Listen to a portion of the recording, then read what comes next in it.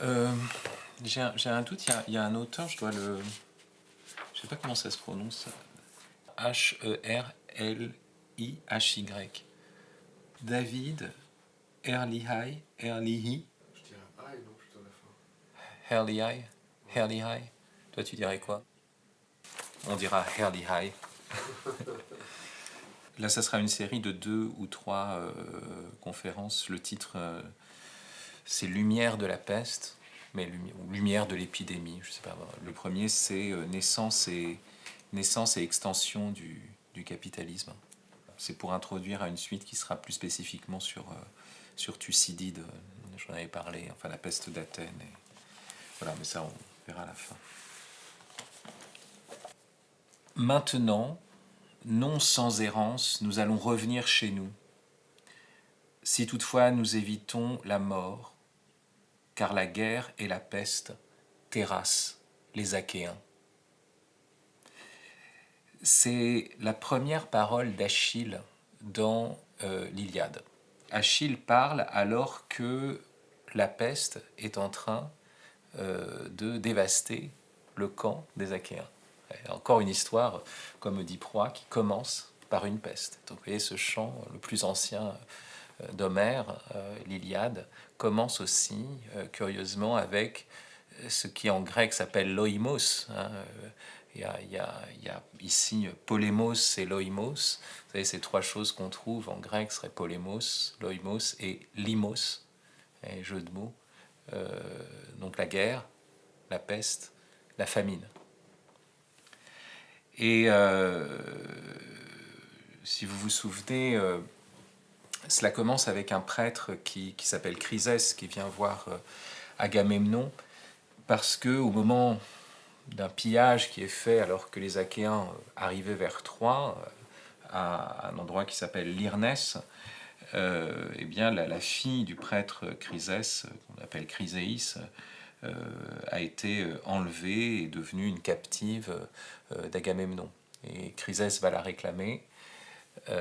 Agamemnon ne veut pas lui rendre. Mais comme Chrysès est prêtre d'Apollon, il fait une prière à Apollon et Apollon tire les flèches de son carquois et se met à prendre pour cible le camp des Achéens et les décime les uns après les autres. Bien sûr, finalement, Agamemnon va céder, mais ici Achille parle à Agamemnon justement de cette peste complètement imprévue qui vient après l'histoire du vent qui empêchait les navires de partir et qui va conduire au sacrifice d'Iphigénie, ben voilà, là, qui va aussi encore empêcher la possibilité de l'attaque de Troie. Ça aurait pu s'arrêter là d'ailleurs, hein, voyez, avec cette peste. Et finalement, les Achéens vont y arriver en rendant Chryséis, mais comme vous le savez, aussi Agamemnon, en revanche, va prendre Briséis à Achille, et ça va être aussi le lieu d'un conflit majeur à l'intérieur du camp des Achéens, des Grecs. Ces vers d'Achille sont vraiment magnifiques, hein. Maintenant, non sans errance, on a vu là une prédiction de ce qui allait se passer dans l'Odyssée, prophétie pour Ulysse, les errances d'Ulysse nous allons revenir dans son retour, dans le nostos d'Ulysse.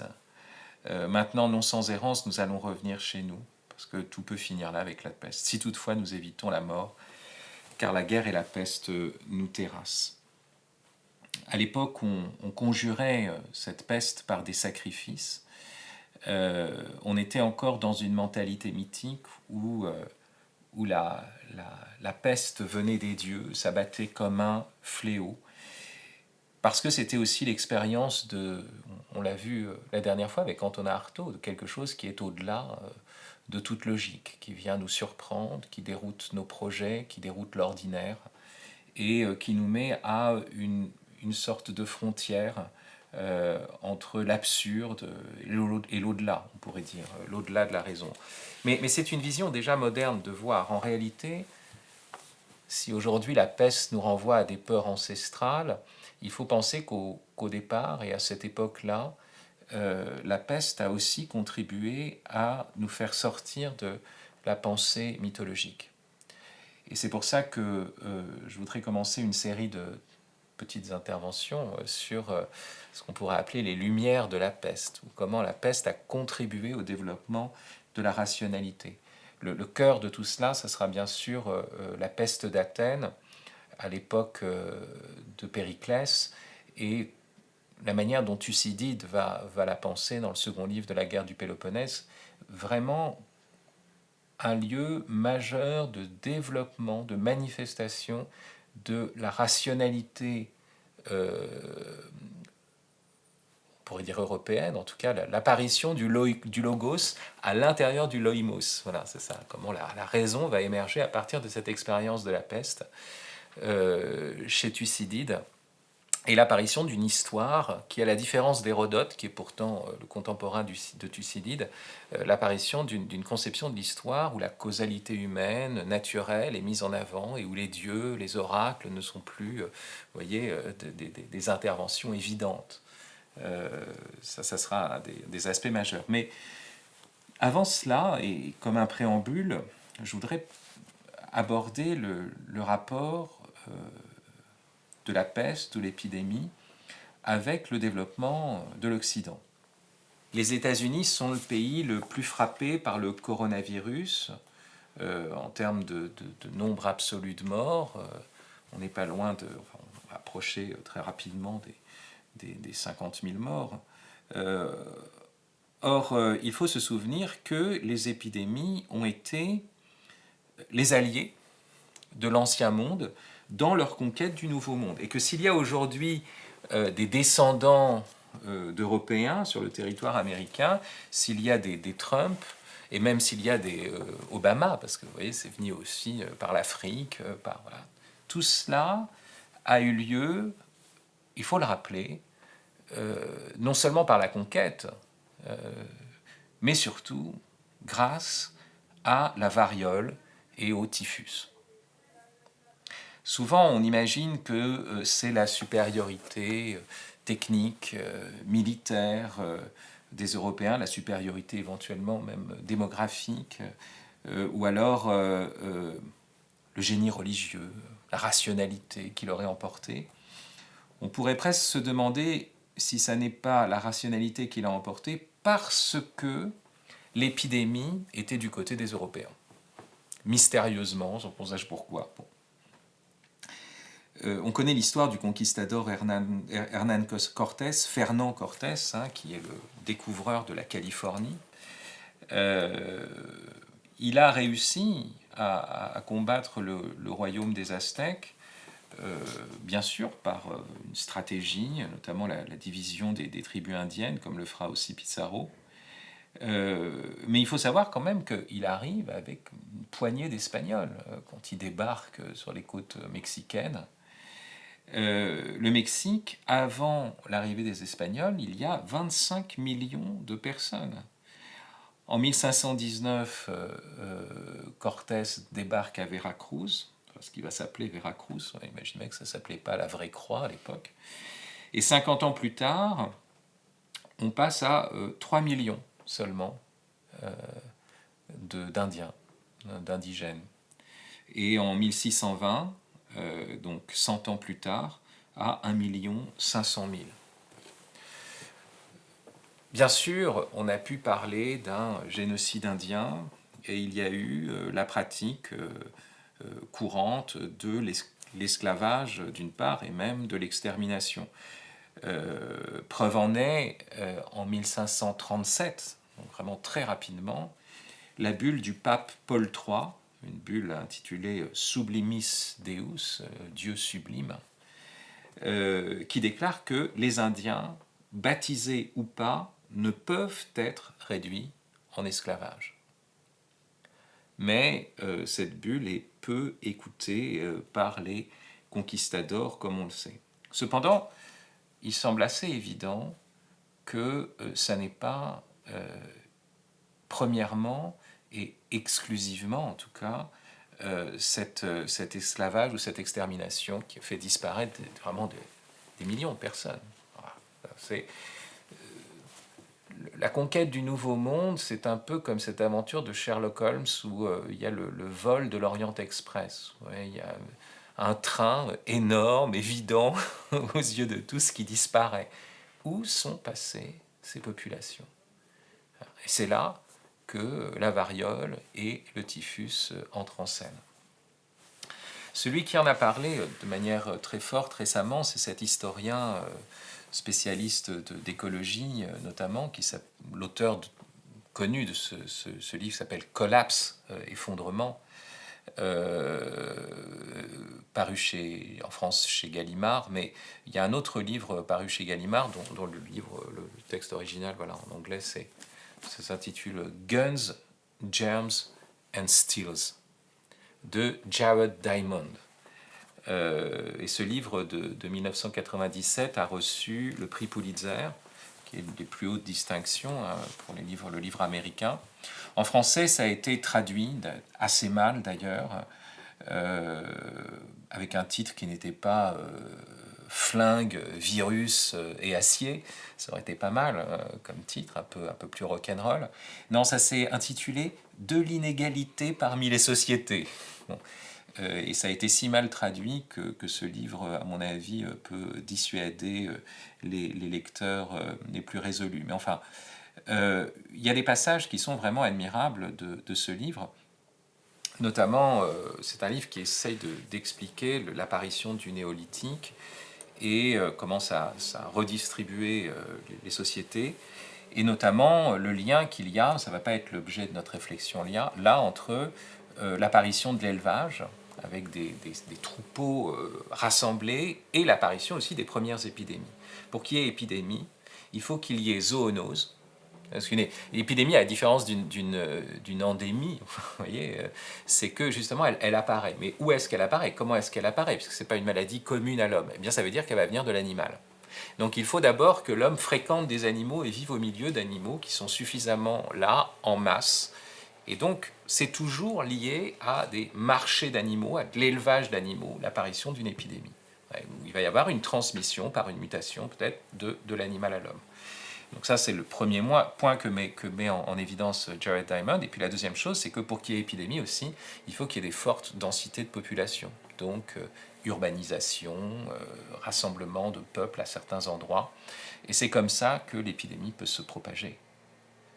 Donc sa réflexion est d'abord une réflexion, on pourrait dire, d'écologie des épidémies. Et d'ailleurs, lui-même, dans le chapitre de ce livre qui concerne, qui s'intitule Livestock as Lethal Gift, donc le bétail comme un cadeau mortel, insiste beaucoup, il adopte aussi le point de vue du microbe et insiste beaucoup sur ce développement de l'économie néolithique, de l'apparition des grands centres urbains, de l'apparition des gros cheptels et l'apparition des premières grandes épidémies.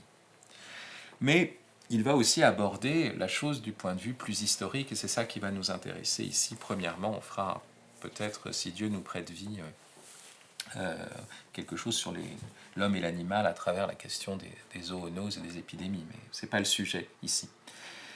Voilà ce qu'écrit Jared Diamond.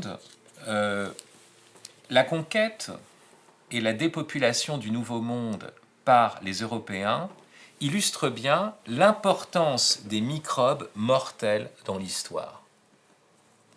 Bien plus d'indigènes d'Amérique sont morts dans leur lit du fait de virus eurasiens que sur les champs de bataille du fait des fusils et des épées européens. Ces virus ont miné la résistance des Indiens en décimant les indigènes et leurs chefs et en sapant le moral des survivants. L'aspect moral est très important. En 1519, par exemple, Cortés débarqua sur les côtes du Mexique avec 600 Espagnols pour conquérir un empire aztèque farouchement militariste et fort de plusieurs millions d'habitants. Disproportion totale. Et l'empire aztèque, on sait, c'est un empire qui est une certaine civilisation et qui a des compétences militaires notoires.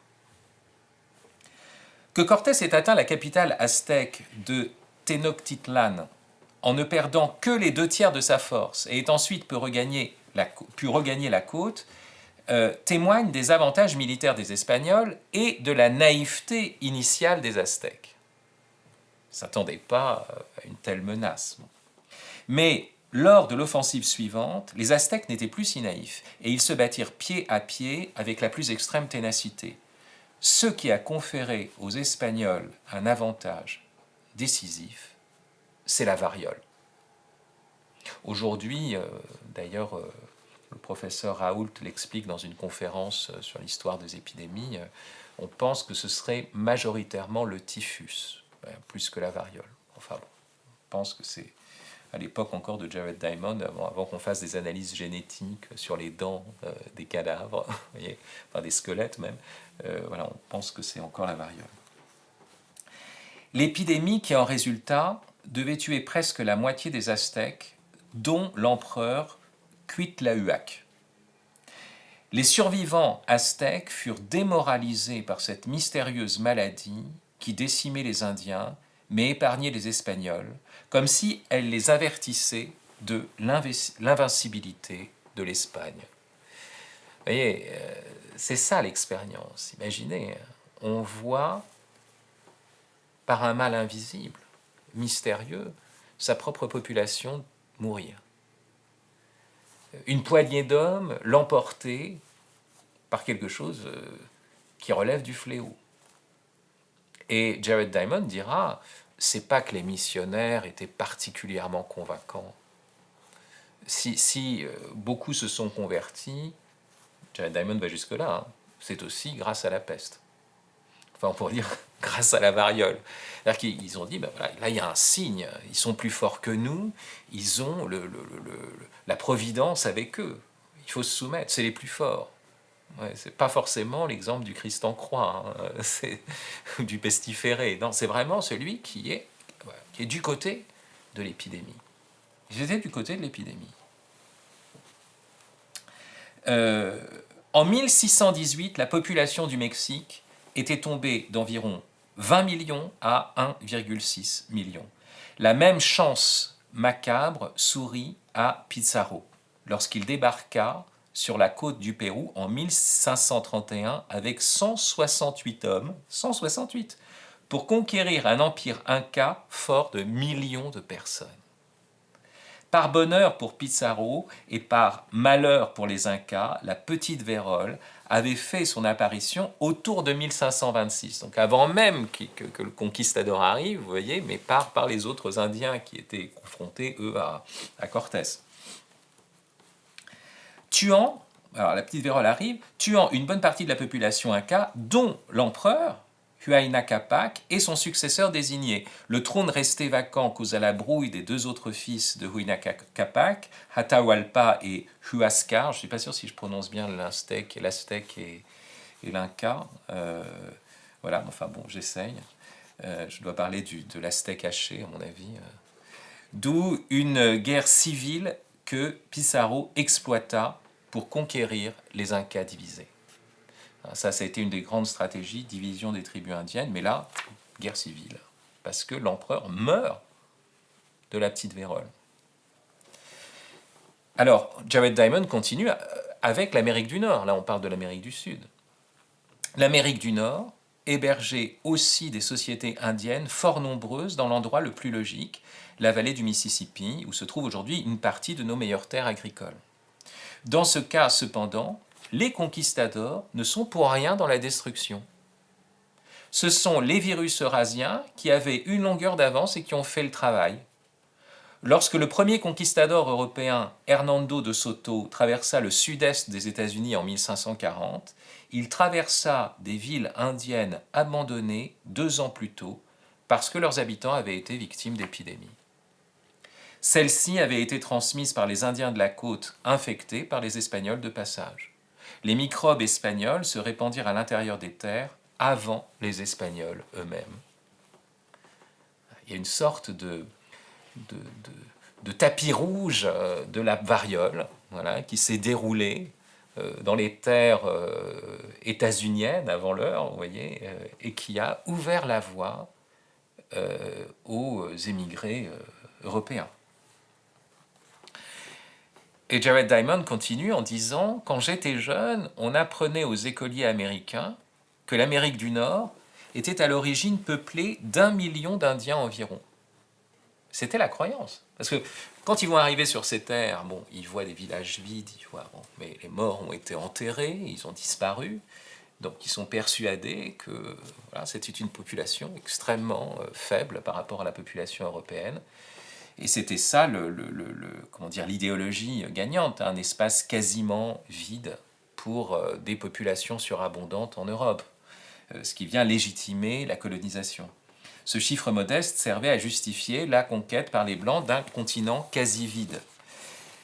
Les fouilles archéologiques et l'examen des descriptions laissées par les tout premiers explorateurs européens suggèrent cependant un nombre initial d'Indiens avoisinant les 20 millions, là encore.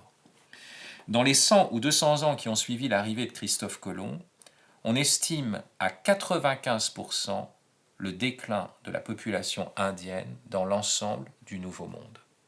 95%, hein, c'est pas les fours crématoires, c'est pas les camps de concentration indiens, c'est pas l'esclavage, l'exploitation. Ça, c'est l'épidémie. L'épidémie qui est du côté des Européens. Qui est sans doute née, hein, comme vous le savez, hein, toujours, hein, dans le Wuhan, hein, dans ce berceau de toutes les épidémies, quasiment, pense-t-on aujourd'hui, qui est en Chine, mais qui passe par l'Europe, mais creusait aussi de l'immunité. Et cette immunité fait qu'on peut devenir des porteurs sains ou des porteurs qui s'en sortent pas mal, et qu'on peut exterminer des populations dans l'impunité, puisque au fond, c'est pas notre faute. Bon. Les principaux meurtriers donc de cette population, voilà, les principaux meurtriers, continue Diamond, ont été les germes du vieux monde. Ici, c'est intéressant. En anglais, germs, ça a aussi le double sens comme en français, mais en anglais, germs, ça renvoie vraiment aux microbes, beaucoup plus qu'en français.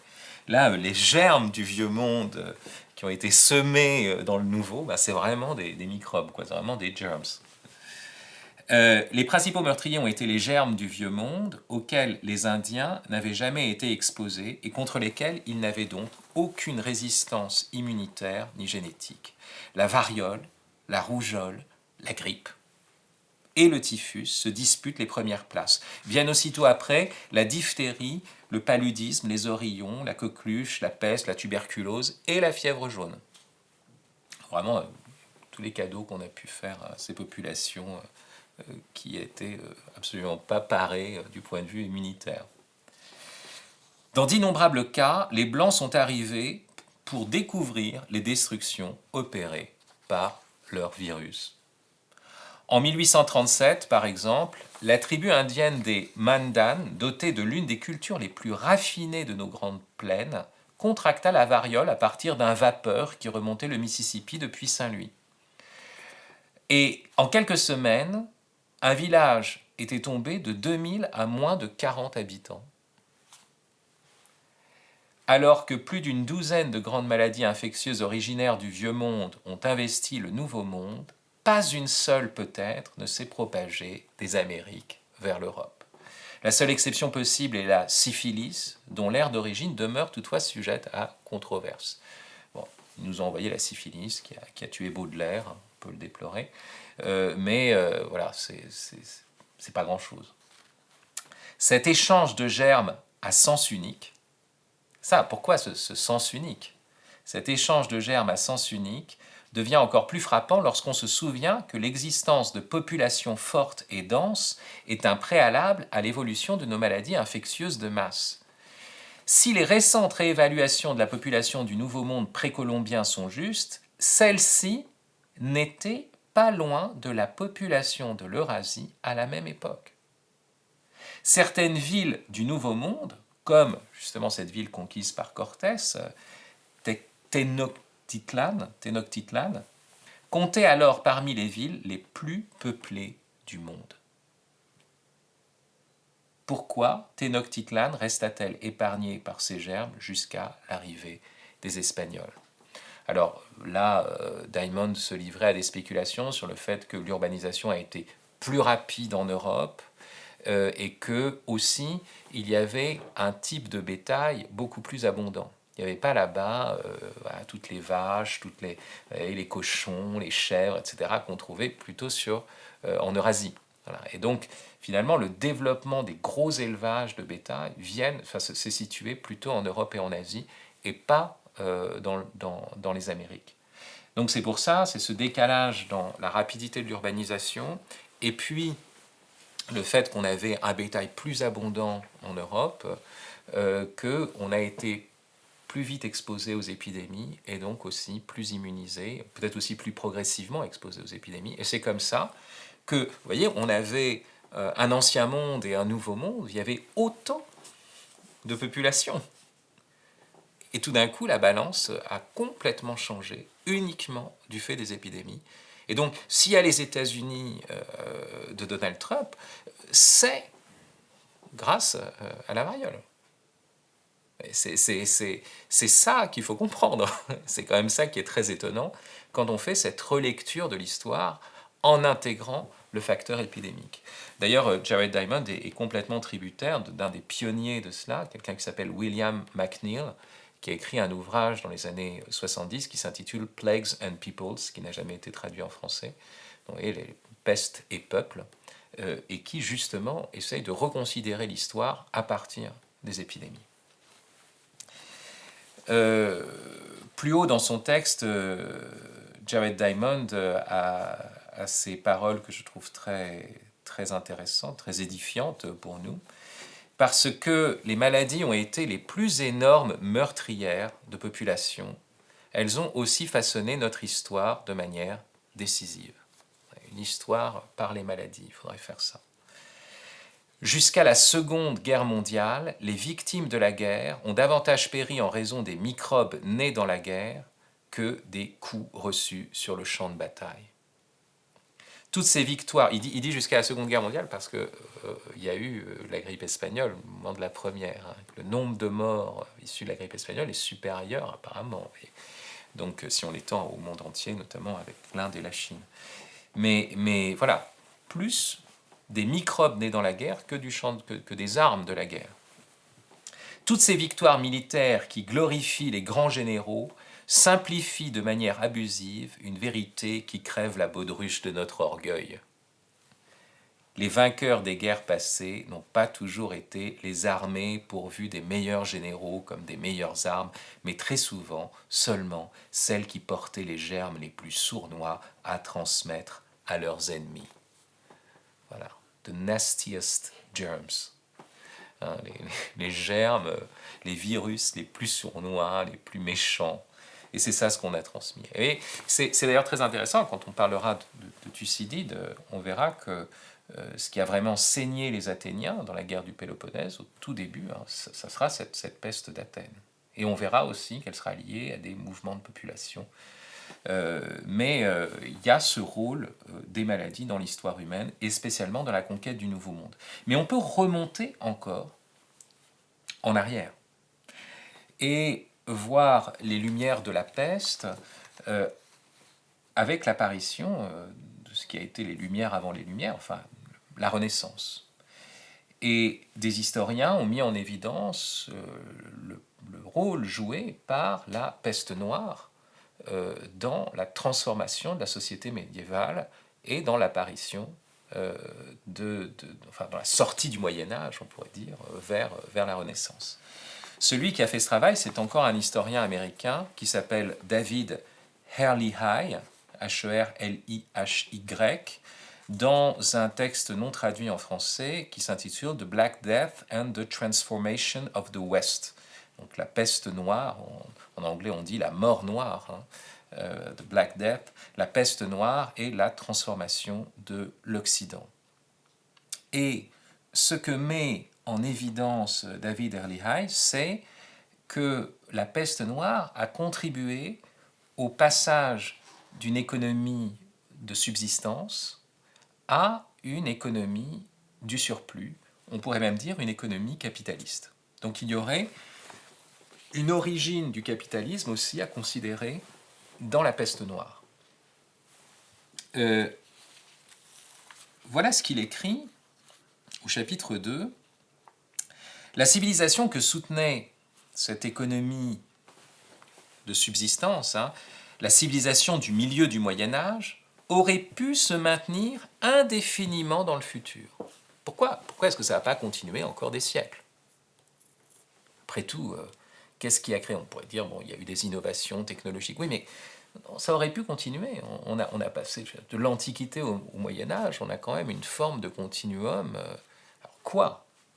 L'Évangile, la science du XIIIe siècle, ça a joué un rôle, bien sûr, de la même façon que les philosophes, les tragédiens, les sophistes du siècle de Périclès ont joué un rôle aussi dans l'apparition du logos, dans le dégagement du logos, on pourrait dire. Mais malgré tout, il y a eu aussi un facteur extérieur. Et la peste noire aurait été, d'après David Hurley, ce facteur décisif. Donc la civilisation du milieu du Moyen-Âge aurait pu se maintenir indéfiniment dans le futur. Cela n'est pas arrivé. Un facteur exogène, la peste noire, a brisé cette impasse malthusienne. Il utilise à plusieurs reprises cette expression Malthusian deadlock. Parce que et ce verrou malthusien qui faisait qu'il y avait une société qui se contentait d'une agriculture de subsistance céréalière, qui connaissait régulièrement des famines, parce qu'il y a toujours cet excès de population par rapport à la production, mais qui en restait là.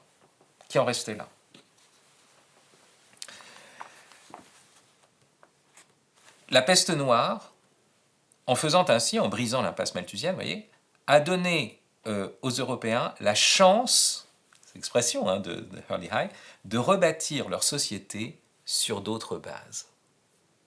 Et là, il va citer un texte de Guillaume de Machaut, qui est contemporain de la peste noire, qui va mourir en 1377. Guillaume de Machaut, qui est un grand poète, mais aussi un grand musicien, qui va être à l'origine d'un renouvellement de la musique polyphonique. Et Guillaume de Machaut écrit un poème qui s'appelle Jugement du roi de Navarre. Et dans ce poème, il décrit la peste. Alors, c'est en ancien français, mais j'ai fait une sorte de traduction un peu lisible, enfin audible. Car plusieurs ont certainement ouï dire et communément qu'en 1349, sur 100 n'en demeurait que 9. Là, lui pense que 90% de la population est exposée. On sait que c'est plutôt un tiers, plus d'un tiers, mais c'est 200 millions de morts, la peste noire. C'est la plus grande épidémie, pense-t-on, de l'histoire. La plus dévastatrice. Et l'on vit par défaut de gens que tant d'héritages en argent restaient en friche à labourer. Les champs n'étaient plus travaillés, les blés coupés, les vignes faites, qu'on en donna triple salaire. Mais nul pour un denier ne vint. Tant étaient morts. Et il advint que par les champs, les bêtes mues gisaient là toutes éperdues, parmi blés et vignes paissaient, tout partout où elles volaient, où elles voulaient, n'ayant ni maître ni pasteur, ni homme qui allât alentour. Personne qui les réclamât, nul qui pour sienne les clamât. Les héritages de plusieurs demeuraient dénués de seigneurs. Et oui, c'est ça ce qui va se passer. C'est que tout d'un coup, cette richesse qui était, on pourrait dire, répartie petitement, chichement, dans cette économie de subsistance, eh bien, les gens vont mourir. Et ceux qui vont survivre vont se retrouver voyez, dans cette sorte de goulot, voyez, à la fine pointe de l'entonnoir, où vont arriver les héritages d'un grand nombre de personnes. Donc, on voit d'abord une accumulation des richesses dans moins de mains, parce qu'il va y avoir beaucoup moins de gens. Mais aussi, en conséquence, il va y avoir une très forte augmentation du prix de la main-d'œuvre, parce qu'il y a beaucoup moins de gens à disposition. Et c'est pour ça qu'il va y avoir aussi une compensation de la perte de la main-d'œuvre peu onéreuse par une innovation technique. C'est-à-dire que cette absence, enfin, la cherté de la main-d'œuvre va servir d'aiguillon pour essayer de trouver comment faire autant ou plus avec moins de personnes. Et ça, c'est dû à la peste. Et c'est là où il va y avoir, on pourrait dire, une invention du capital. C'est-à-dire ceux qui concentrent l'argent, qui vont, avec cet argent aussi, développer des moyens techniques de production. Et le principe, d'après Marx, c'est justement qu'il y a, dans l'apparition du capitalisme, des détenteurs du capital et des serviteurs de ce capital. Des serviteurs, on pourrait dire des machines. Voilà. Donc il y a une transformation de la propriété, une accumulation, mais aussi la nécessité d'inventer des techniques. Et ça se voit spécialement avec, à l'époque, avec la peste noire, la diminution du nombre des moines, des prêtres, notamment des copistes, et il va y avoir aussi des nouveautés, un transfert aux laïcs de beaucoup de choses. Transfert aux laïcs et aux machines, en fait, ce qu'on va voir. Il y a un passage très intéressant du livre de Hurley High qui dit la chose suivante. Ce qui fournit le plus clair exemple du capital remplaçant le travail par la vertu de la technique, il dit même de la technologie, lui. Donc ce qui fournit le plus clair exemple du capital remplaçant le travail par la vertu de la technologie, c'est l'apparition de nouvelles méthodes pour produire la parole écrite. La croissance des universités au XIIe et XIIIe siècle. Alors, l'université apparaît, bien sûr, au XIIe siècle, Sorbonne, voilà, XIIe siècle. Mais ça crée une nouvelle société avec un nouvel appétit. Voilà. La croissance des universités au XIIe et XIIIe siècle et le nombre grandissant de laïcs lettrés ont engendré une forte demande de livres. De nombreux scribes s'employaient à copier les manuscrits. XIIe, XIIIe siècle, multiplication des copistes, des scribes, parce que c'était une transmission manuscrite encore. Tant que les coûts étaient bas, cette méthode de reproduction fondée sur un travail humain intense restait satisfaisante. À partir du moment où il y a moins de personnes, les coûts deviennent élevés. Le déclin de la population, dû à la peste, augmenta le prix du travail et augmenta aussi la prime à remporter par celui qui pourrait trouver une façon moins onéreuse de reproduire des livres. L'invention de l'imprimerie par Gutenberg en 1453 fut seulement le point d'achèvement de nombreuses expérimentations menées durant le siècle précédent.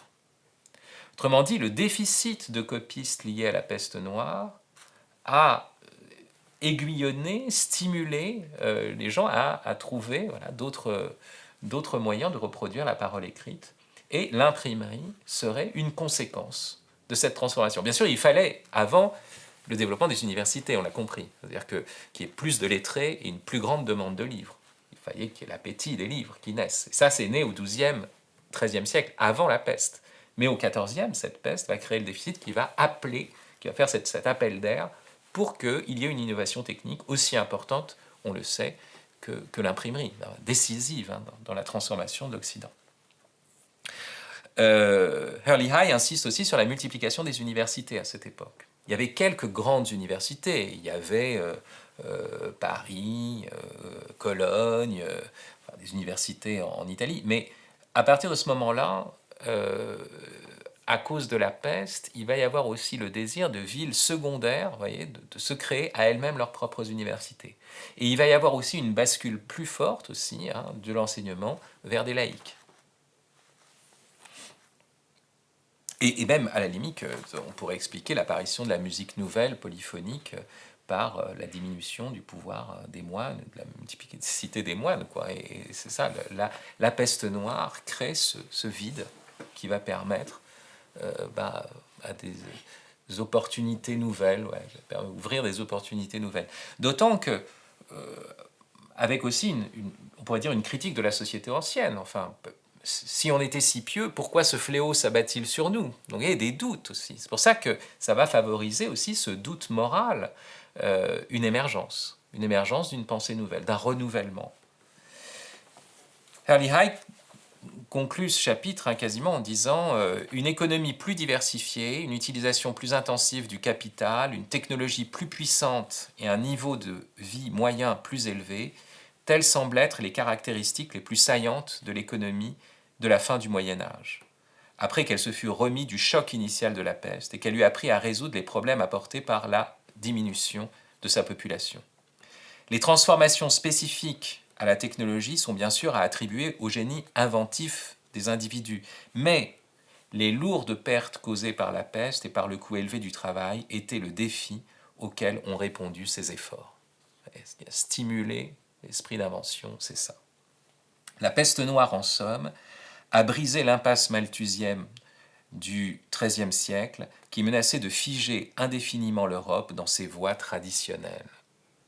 La peste noire a dévasté la société, mais elle n'a pas paralysé la résilience humaine. Voilà, alors de quelle résilience s'agit-il? Là, on a l'impression que ce n'est pas seulement une résilience, c'est la résilience du capitalisme qui naît à ce moment-là et qui va à chaque fois pouvoir absorber tous les chocs. En tout cas, on a l'impression qu'on voit dans la thèse de Herrnihai, et on voit à travers la peste, ici, vraiment le cas majeur, initial, inaugural de ce que Schumpeter appellera la destruction créatrice, qui deviendra le propre de la dynamique du capitalisme et de son innovation. Il faut qu'il y ait des destructions pour qu'il y ait des innovations. Voilà. Alors, qu'est-ce qu'il faut en conclure ici? Je laisse à chacun le soin de trancher, hein, providence ou pestilence du capitalisme occidental, je n'en sais rien. Est-ce qu'il faut aussi réfléchir sur les conséquences du Covid-19? Est-ce que cela va amener la société à se recentrer sur la famille, à devenir plus modeste, ou au contraire, est-ce que ça va être le développement du télétravail et du capitalisme digital? Vous voyez, en tout cas, ce que l'on vient de lire peut nous donner à méditer. Ce qu'on verra la prochaine fois, mais qui sera autrement plus important, me semble-t-il, ça sera justement le lien qu'on pourrait faire entre l'expérience de la peste et le développement de la rationalité au siècle de Périclès. On verra avec le texte de Thucydide comment le logos peut se former dans l'expérience du loïmos, dans l'expérience de l'épidémie.